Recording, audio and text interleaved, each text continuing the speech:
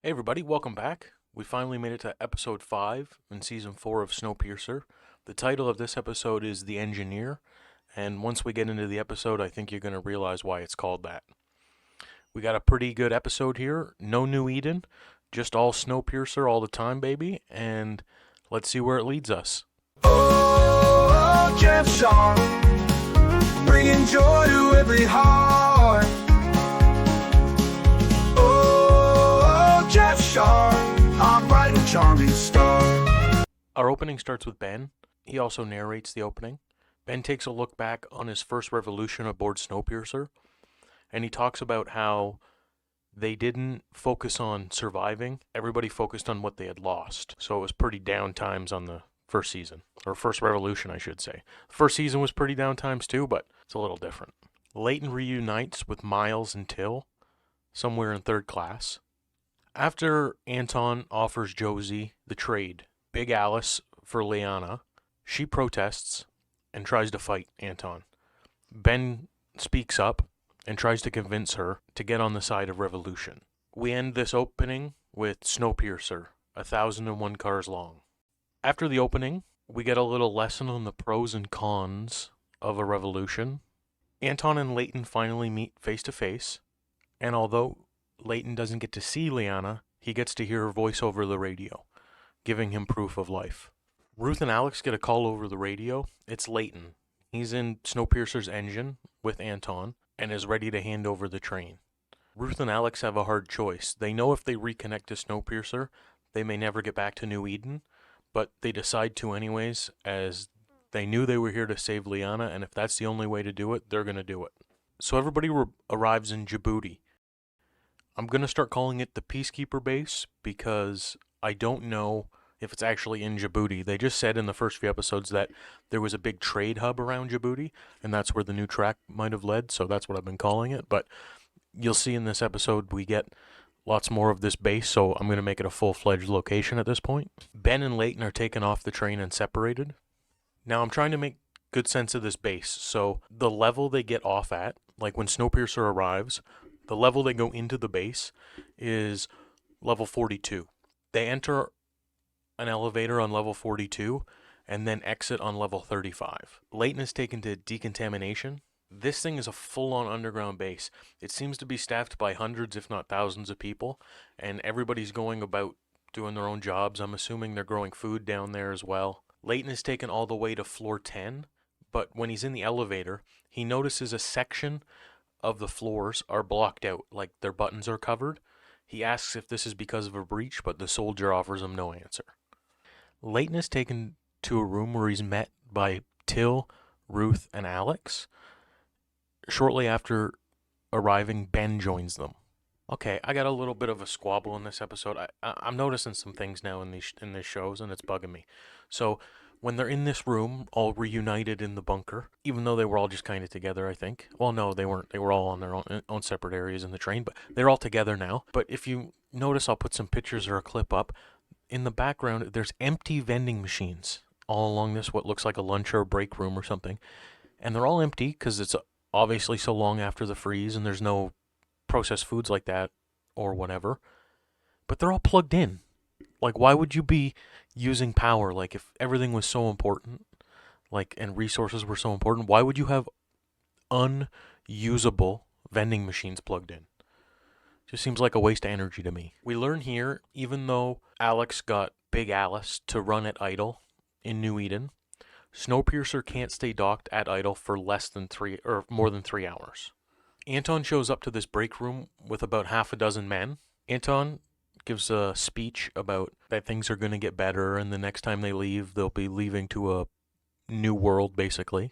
And he says that's the good part, but the next part you're not going to like so much. And finally, it took us 5 episodes, but Wilford enters the room. He looks a little worse for wear, and he's wearing kind of like military clothes. Leighton tries to attack Wilford and then is separated from the rest of the group. We find out that Anton saved Wilford. They found them in his track scaler. Anton lays it down that Mel and Wilford have been working together, along with Nima and the other scientists, on this plan.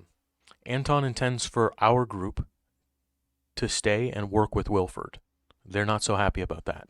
Wilford advises Anton in the hallway about giving back Leanna. He wants him to wait a little bit, and you can see that Anton's also playing his own game. Wilford is always doing little actions to manipulate people, and you can tell Anton's aware of this. We have a scene with Josie and Dr. Headwood. Find out that the injury that Josie sustained in the last episode was torn ligaments, and it's not just because of when they jumped over, they kind of fell. Josie's injury is related to the fact that her numbness is increasing. She received a lot of cold treatment after she had all the frostbite from when she was fighting with Melanie in hospital. I believe that it was in season 1. We're only about 5 minutes in screen time since this happened, but Ruth already regrets connecting Big Alice to Snowpiercer. The next scene's pretty interesting. Wilford walks from our underground base to the helm of Big Alice, and you can tell that he longs to be in control again. He's obviously been under the military's thumb, and he's going around the cart looking for some of his fancier things. Leighton's raging. He's kicking walls and windows, and he's trying to get out of this room they have him captive in. Anton returns, and he gives him Leanna's toy from decontamination. Anton also offers Leighton an opportunity to see his daughter. At the end of their chat, Anton dangles the opportunity of maybe once the mission's completed, he might be able to have his revenge on Wilford. Back aboard Big Alice, Nima and Wilford are talking about the redesign and the retrofit of certain cars to be able to shoot rockets. Nima is worried about if the tracks and the cars can handle the blowback from the rockets being launched. Wilford is obviously on the side of science. He is a bad guy, but it is an opportunity to take control again, so he's on board. While he's chatting with Nima, he calls Anton a bull, and you can see that he doesn't respect him very much. Alex arrives, and Wilford and her have a chat. He's packing up some of his nice shirts and coats, and you can tell he's looking around trying to find something, and she says she threw it out, and you don't know what it is for a second. He goes, "You wouldn't dare, you're not that cruel." And then after they have a little bit of a chat, and then she gives him a hidden container of joints, a big container of joints she had, and obviously he was in the track skiller, and then he's been with the military, so he probably wouldn't have had access to any weed, which is pretty funny. You see him smoking all the time. So he must be super excited to have his fur coats and his weed back. We get an announcement over the loudspeaker that it's 1 hour to departure. Okay, so we get some shots now of Wilford and Alex going down a hallway. They're heading to Melanie's lab, but compared to a few minutes ago when we saw him, when we got there, Wilford was in like military clothes and he looked disheveled. It looks like he's gained like 10 pounds and he looks all bloated and shit. But he went to Big Alice and he obviously had a puff and he's changed all into his rich guy shit, and he fucking looks awesome, dude. He's like pimping around these fucking hallways, and he's got little doodads for opening up the locks because they obviously didn't give him a key. So Wilford and Alex pass this sign in the hallway or stairwell, and it is level 35 intake, and we know that's where Leighton got taken earlier and decontaminated. So maybe there's a whole floor dedicated to decontamination. Ruth explains New Eden to Ben and Till. They have a hard life there, but it's theirs. Ben's fed up with being a prisoner, and he decides to start tinkering. He looks around the room and he finds some bobs and bibs, and he starts engineering a way to get out of the room. What he ends up doing is fashioning an electromagnet and disengaging the lock on the top of the door, and they escape. Our crew's able to get one over on the first guard they meet. Now they're armed with a baton, and they head for the stairwell. We get a small scene of Leighton hearing Leanna or a generic baby cry. We don't know if this is real or if he's losing his mind.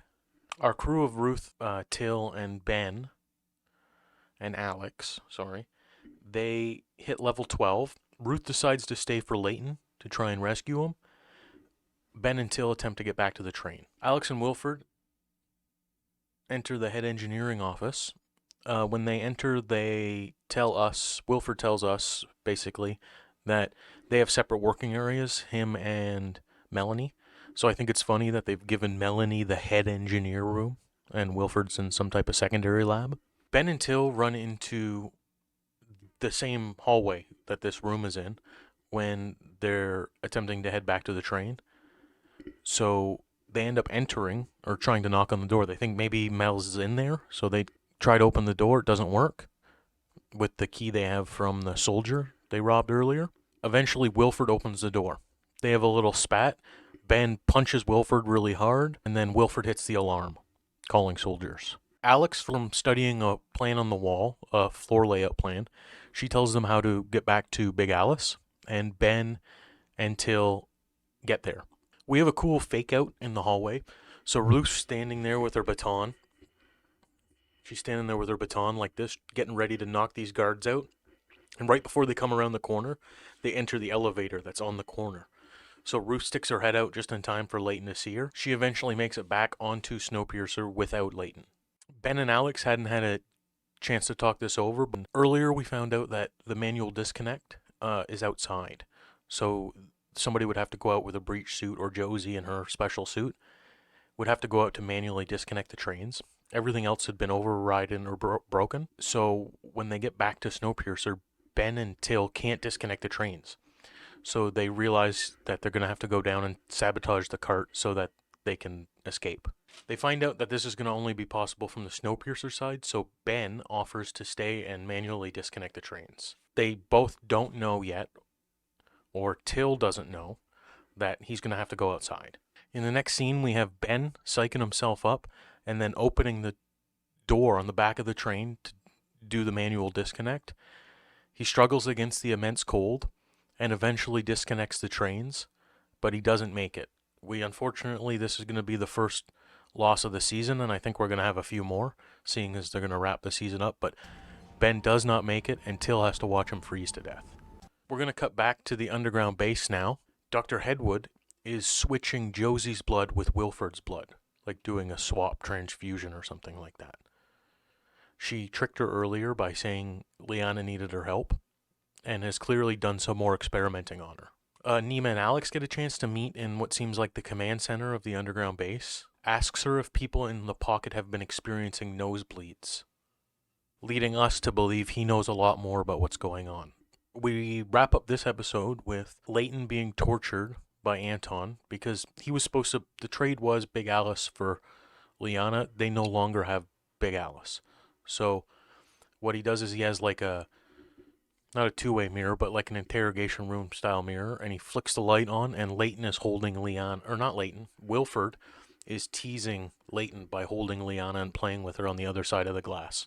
Leighton seems pretty defeated, and credits roll. Okay, we're going to do a little bit of theorizing or question corner or predicting about where the future of the show is going to go. I have a couple big questions. I want to know if Mel is actually alive. It seems like they could be dangling her over everybody's head. I'm pretty excited to see what the deal going on with Josie's blood is and Liana. Like, does Wilford have a type of disease, or did they figure out a way to like restore youth in cells by something that they've genetically engineered into her blood? I think it would be pretty wacky turn for the show to take, but if we only got 5 episodes left, I think that they, at this point, I don't really see how we're wrapping it up nice in 5 episodes. If in 5 episodes there's no like Ice Age anymore, like they do a time jump or something and we've spread rockets all around the globe and there's people like living outside everywhere all the time now, I really don't see that happening. I would like, because it's still pretty early in the like chronological whatever arc of Snowpiercer, we know the movie is 19 years. So it would be nice to see if they didn't succeed and we have a smaller train, let's say 50 cars, that is trying to perpetuate the human race. All right, guys, that was episode 5 of season 4 of Snowpiercer. The title is The Engineer. I think we know why now. The great engineer himself shows back up. All in all, a good episode and lots of great exposition. I'm looking forward to see where the season goes from here, and I'm hoping we get a nice series wrap up. If you made it this far, thanks for watching. Don't forget to do all that liking and commenting and subscribing stuff. That helps the channel grow. Thank you very much for watching. This has been the Jeff Sharpe Show. Have a great night.